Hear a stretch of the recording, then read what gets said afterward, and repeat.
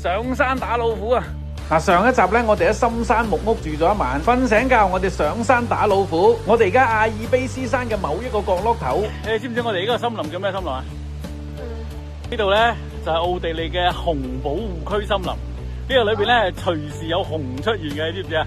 嗱，呢度咧係原始森林保護區嚟噶，大家見到啦，基本上冇咩開發嘅痕跡。你冇話欄杆吓，連條似樣啲嘅路都冇噶。你睇下條路越行越窄，另外一邊已經係望唔到底嘅山谷啊！哇，肥妹，你睇下你後邊就係萬丈深淵，我一腳你就可以落去攞武功秘笈噶啦！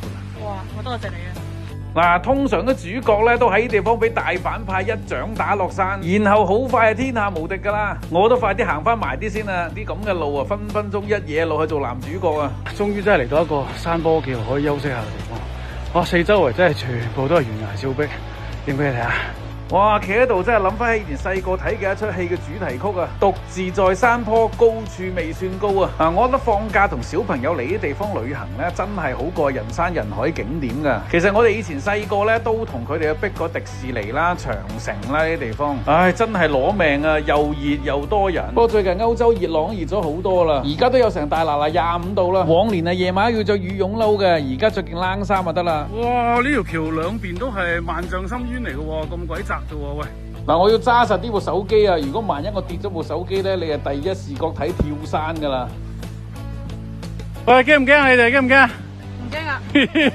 哇！前面發現咗個秘境啊！喂，呢啲地方咪通常有啲靚女喺度戲水噶，一般係見到成班靚女喺度沖涼至啱噶喎。嗱，跟住我鏡頭行落去睇正嘢啦。唉，可能而家時間早得滯啊，啲靚女未夠鐘沖涼啊。下次我哋晏晝先嚟睇下，今次我哋睇住景先。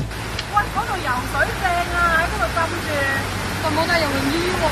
屌，你乜入咗深山幾個鐘頭都未見過一個人，你裸泳都唔使驚啦！哇，弟弟你真係威水喎！阿爾卑斯山依雲水攞嚟洗腳。啊，我哋終於行到上嚟山頂啊！喂，喺度邊個見到海拔？見到海拔？我哋犀利啊！